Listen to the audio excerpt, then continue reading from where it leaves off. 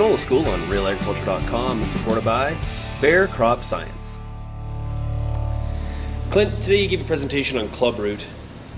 Are we gaining on this, or is this kind of a battle we're just trying to contain?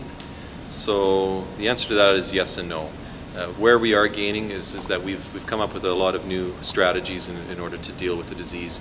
The research that's being done in the industry has been fantastic in coming up with improved types of resistance that we have available. We're looking at a number of different active ingredients that should have some level of efficacy going forward, and just even having a better understanding of how the disease interacts with the crop and with the environment.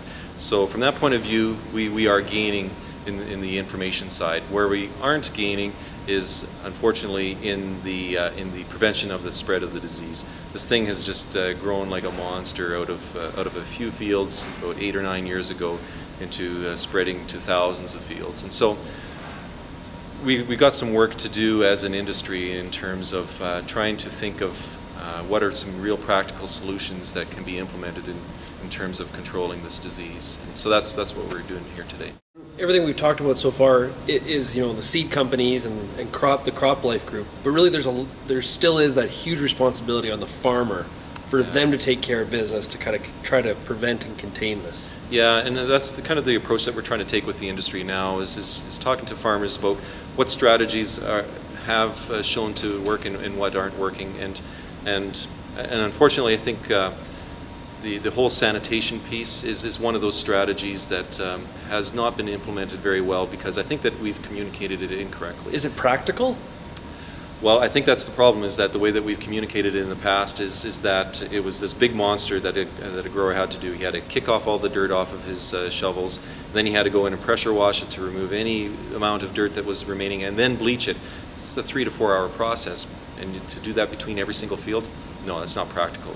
Financially, it's inviable, and that financial risk is much bigger than the risk that the disease poses. Without even knowing if you even have it anyway. In the Exactly. First place. Yeah. So, and that's probably the reason why we've seen this disease spread, is because people look at this and they say, "My God, I can't implement this. That's way too much time. It's not worth it."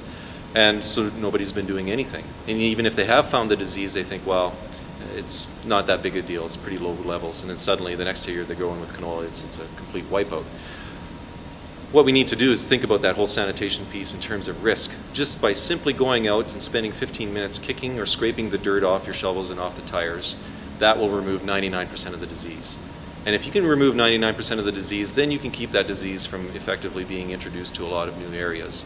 So 15 minutes is better than doing nothing at all, and I think that's the message that we got to start communicating. Look at your risk.